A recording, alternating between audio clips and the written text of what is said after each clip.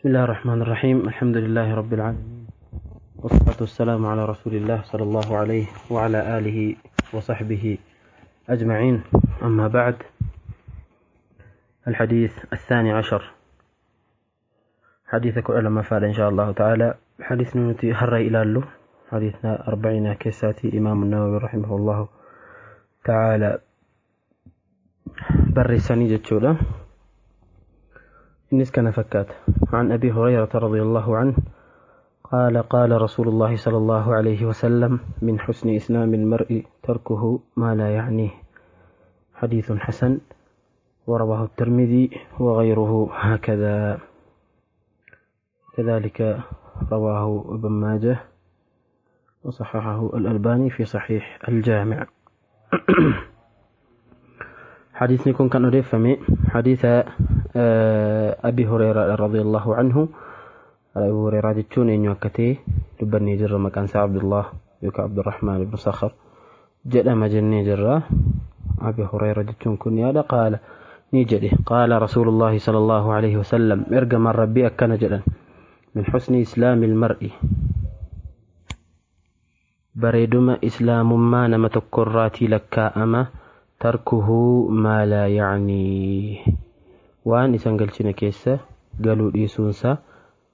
إسلام ما يوكا بريدنا إسلام ما نمتشاراتي لك أما جتشو لك رسول الله عليه الصلاة والسلام جلانت. حديثة كان هسي حديث حسن جليك رواه الترمذي لكن حديثة كان هسي جتشو. طيب كلغة عربي فاتيورا من حسن إسلام المرء جتشو الخبر مقدم. من حسن إسلام المرء خبر مقدم، تركه ما لا يعنيه جتشو يعني مبتدأ مؤخر، يعني تركه خنجل يكون مبتدأ مؤخر ما لي فكا تقديم في تأخير أقول أمي لغة عربي فاكست إن شاء الله يا رب جد بلنا إلى لون دام. لكن المهم مسرت كان جتشون بربادمي من حسن إسلام المرء تركه ما لا يعنيه، يعني ترك الإنسان ما لا يعنيه من حسن إسلامه جتشون بربادمي في التجر أفهم برادان يروها صف. طيب، رسول ربي عليه الصلاة والسلام يرقم ربي حديثة كان فكاتو دبتني جرد برات إني اسمع لجنان حديث الإرادة: من كان يؤمن بالله واليوم الآخر فليقل خيرا أو ليصمت جلانيرو. نمي ربي تأمني نمي قويا آخرات تأمني فليقل خيرا، يو خيري جتشون دنداتي وانت خيري كابو يو دبتشوني دنداتي وانت خيري كابو سنها دبت، أو ليصمت وانت سنها دبتشو هندن ديني تانان وانت خيرينا ما فك أبو دبتشون دنديني تانان وانت أذاتينا من أجيف تشيسين جتشو، أو ليصمت هاج اللي سكنا سنة دبتشو هندن ديني تانان جتشو. وكذلك لذلك يقول البعض: إذا أعجزت عن قول الحق فلا تقل الباطل. يو هكي دبتشو لدبدي، يو هكي سنة براجيسي هكي سنة نما في إفباسو لدبدي، هكي سن أكا إفقالي نموت براتي سرت أرقم قدشو يو هندن دي ستي بارك الله فيك ربين عز وجل واندن دي ست مليواسن قاف النف، لأن الله عز وجل يقول: لا يكلف الله نفسا إلا وسعها. ربين عز وجل وانتو كنا من باتشيسيو دندي اتساق أباني مليه دندي اتساق أبانان سنه جتشو نرد واجب متادر كما تأكم حالسات تلالمي أحكام شريعة الرتي بؤني دنداجة أسرت كم بربادة مثلا دندي نتانان فلانو نتيك أبن فلانو تكو كفاتا شري دبتشو سو انتاني أو ليصمت. هاج اللي سو كان كيسا بارك الله فيكم خيري مبايا كجرولة كان حديثة كان الراتي حديثة كان في حديثة كان فكاتا راتي كان هو بتشولن دين نمي تكو أكو مدبرسيني كاني خيري هندبتو تانان وكا وان دقر خيري تنا مكاكاسو دبتو تانان كان مدكو فكينياف غير خيريتي هوجي دان هن أرجيسيسو تانان إشارة عن اللي يوتي غير خيريتي أجرسيسو هندن داو تانان فلنو نقابو بارك الله فيكم إيسو لوان براه جتشومتي ربنا عز وجل ما لي فوجت جدي وقافت ديبي وانقبو فيندن ديني جدي ديبي سوني دندا رب برت، ولكن ما لي فينجالسني يوجد ميغارو غافين كن غافي بايچ ماله جچو رب برت ما لي ديبي ننجر ما لي فينجالسني جچون كانا فينجالسني جدني وان دبنو هنقبنو ما لي خير الراتي نما دوركو وان دندنيو في جچو. طيب، حديث نكون بارك الله فيكم كانوا أجرسيسو islaamummaan haala namoota sirreessuu akkanii barbaadudha. Namoonni diinii isaanii fi duniyaa isaanii keessatti waan isaan fayyadu keessa qofa akka yeroo isaanii fixanna kan hadiisni kun nu agarsiisu jechuudha. Wanti tokko nu fayyada taanaan wanta sana keessatti yeroo keenya yoo fixne wanti sun wanta nama gaddisiisu miti. Fi diini wad duniyaa.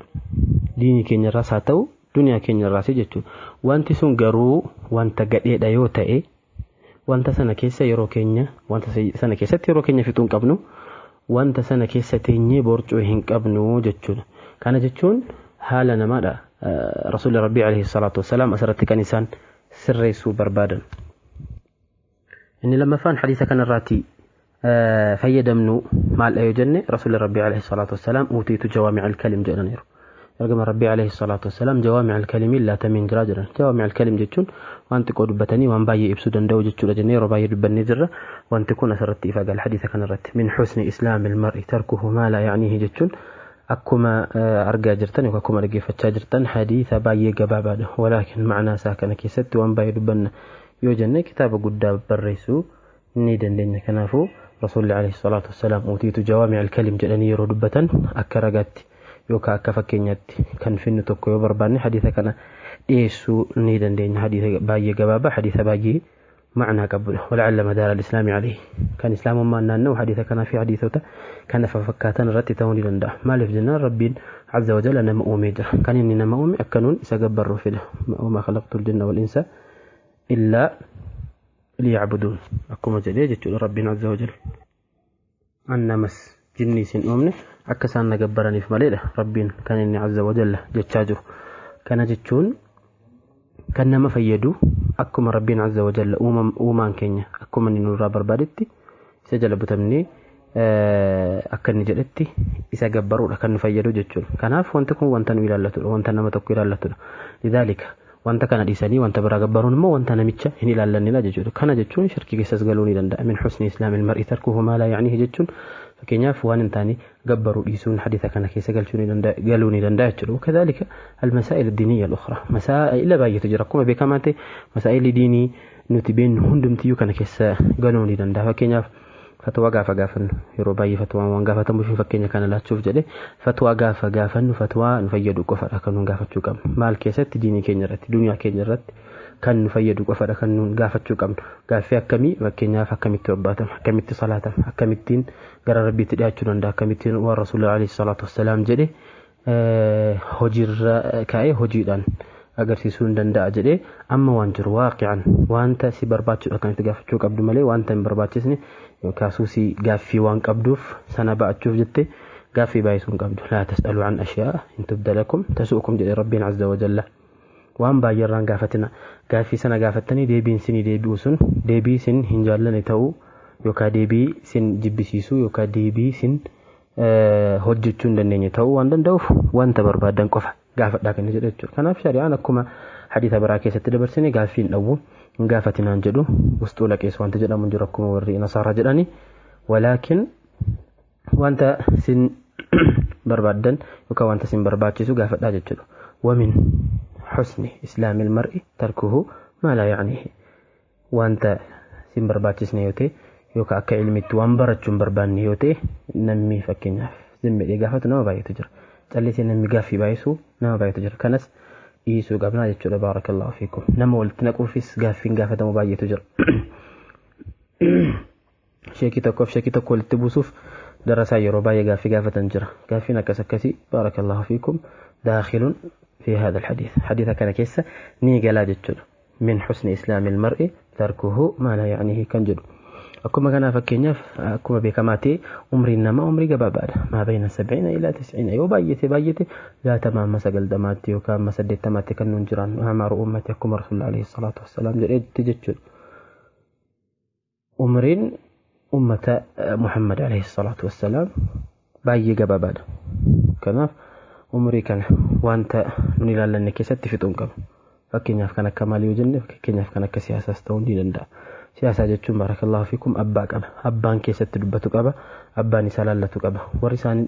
siyaasaan isaan ilaallatu rabbiin sodaatanii siyaasaa kan akka rasuulliif akka rabbi jedhetti yoo gaggeessan kanan ta'u taanaan ummanni barakallahu fiikum sirriittidha kan tawhiida barachuu qabna sirriitti of ilaallee maatii keenyaa fi maatii keenya warran ta'anis muslimootaan ilaallee waan isaan fayyadudha kan nuun barsiisuu qabnu jechuudha malee siyaasaa isaaniin fayyadne siyaasaa isaan ficcisiisuu keessa gashuun qabnu wamin husni al-islaami tarkuhu maa laa ya'niihi kan jedhe rasuulli alayhi salaatu wassalaam kun isa keessa galuu ni danda'a jechuudha fakkeenyaaf hundumtiyyuu fanni mataa isaa danda'e qaba fakkeenyaaf caalimni tokko ilmii qabuun masjida irra taa'ee yookaan madrasaa irra taa'ee ta'u yookaan iddoo barbaade irra taa'ee barsiisuun isaaf fanni isaadha waan isa laallatudha kan irra darbee garuu waan hin beekne keessa yoo gale ni borcaa waan hin taane hojjetaa jechuudha dhalika al-arab taqul man dakhala fi ghayri fannihi ataa bil ajaa'ib namni fanni isaa malee waan hin baranne keessa lixee odeessu barbaadu wanta ajaa'iba ta'e fida jechuudha kanaaf wanta ajaa'ibataa kan jiru yookaan ajaa'iba argaa jirru namoonni maqaa sheekii ofin jedhanii waan hin taane siyaasaa keessa galan barakallahu fiikum akkuma isin beektan baay'achaa jiru kana jechuun muslimni siyaasaan jaallatu jechuun muslimni siyaasaa keessatti gahee hin qabu jechuun miti garuu eenyuyyuu abbaa qaba fakkeenyaaf akkuma fakkeenya silasni ilaannee darbine tabiibi jiraachuu danda'a hakiimiin jiraachuu danda'a hakiimiin